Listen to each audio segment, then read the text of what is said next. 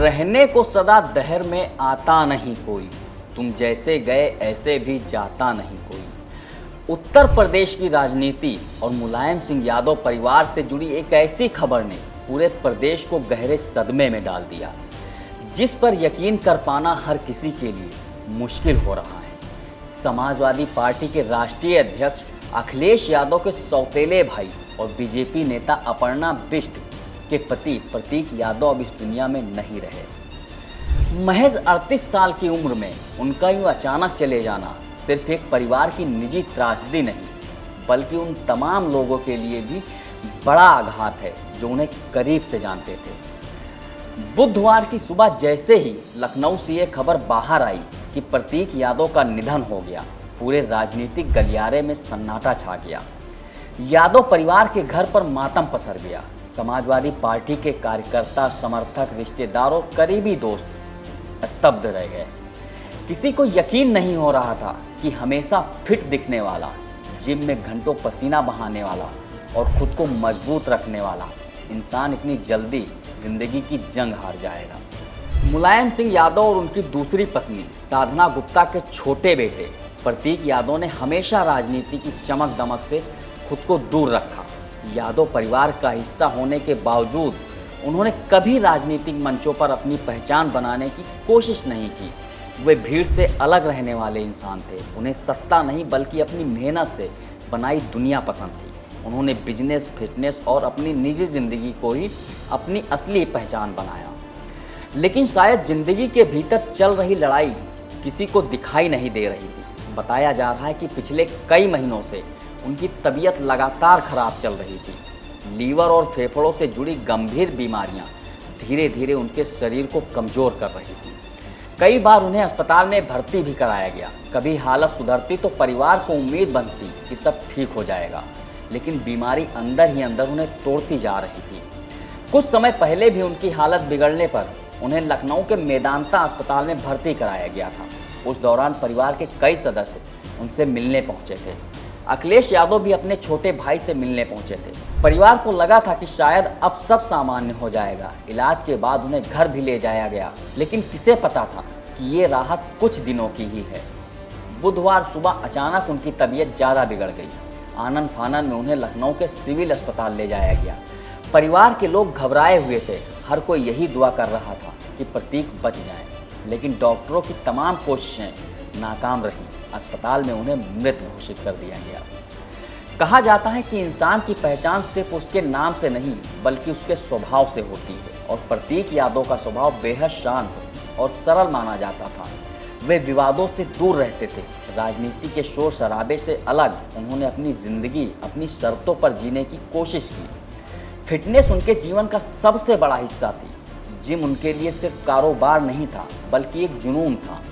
लखनऊ में fitness industry में उन्होंने अपनी अलग पहचान बनाई थी। युवाओं के बीच वे फिटनेस आइकॉन की तरह देखे जाते थे। लोग अक्सर कहते थे कि प्रतीक यादव जैसा अनुशासित इंसान कम देखने को मिलता है। घंटों वर्कआउट करना, शरीर को फिट रखना और हेल्दी लाइफस्टाइल अपनाना उनकी आदत थी।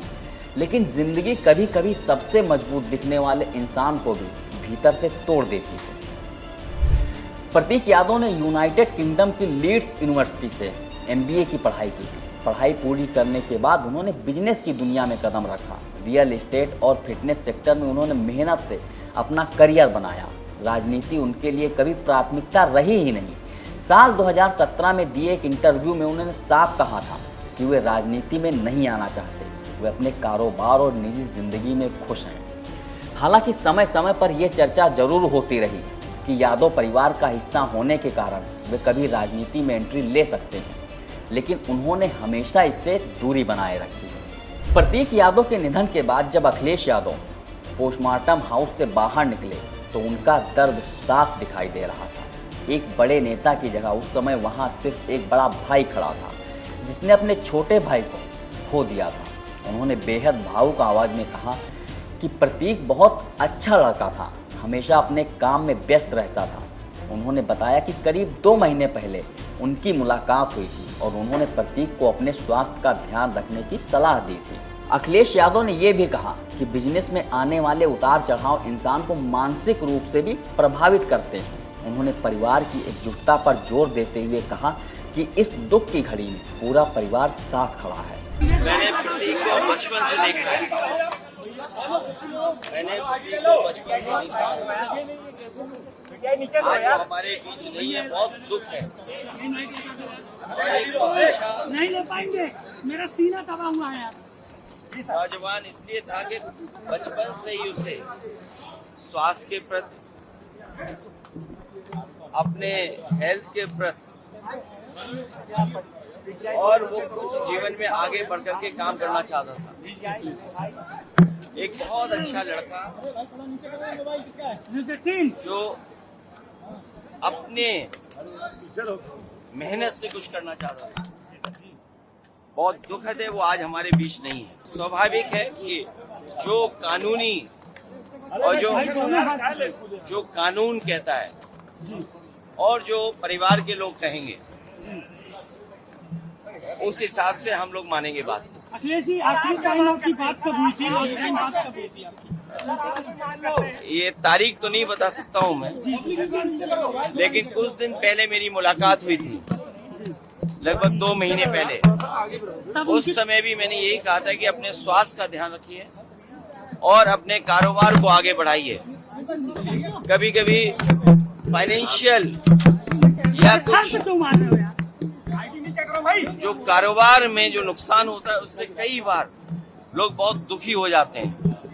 वो हमारे बीच नहीं है। जो कानूनी रास्ता है वो हम लोग अपनाएंगे। फिलहाल मेडिकल कॉलेज में डॉक्टरों के पैनल द्वारा उनका पोस्टमार्टम किया गया है। पूरी प्रक्रिया की वीडियोग्राफी कराई गई है और सुरक्षा के कड़े बंदोबस्त किए गए थे। डॉक्टर अब उनकी मौत की सही वजह जानने की कोशिश कर रहे हैं, लेकिन इन सब औपचारिकताओं से अलग एक सच्चाई ऐसी है जिसे कोई बदल नहीं सकता। प्रतीक यादव अब वापस नहीं आएंगे। उनके अधूरे सपने, अधूरी बातें, अधूरी योजनाएं सब वहीं रुक गए हैं। एक ऐसा इंसान जिसने राजनीति की भीड़ से दूर रहकर अपनी अलग दुनिया बनाई, जिसने अपनी पहचान खुद बनाने की कोशिश की, जिसने फिटनेस और मेहनत को अपना जीवन बनाया, वो आज सिर्फ यादों में रह गया है। प्रतीक यादव का यूं चले जाना जिंदगी की उस कड़वी सच्चाई को फिर से सामने लाता है कि इंसान बाहर से कितना भी मजबूत क्यों ना दिखे, अंदर वो किन लड़ाइयों से गुजर रहा होता है इसका अंदाजा किसी को नहीं होता। आज यादव परिवार सिर्फ एक सदस्य को नहीं बल्कि अपने घर के उस शांत चेहरे को खो चुका है जो शायद सबसे कम बोलता था लेकिन सबसे ज़्यादा अपनों के करीब था। इस वीडियो में फिलहाल इतना ही। बाकी देश दुनिया की खबरों के लिए देखते रहिए बतकही चौक। नमस्कार।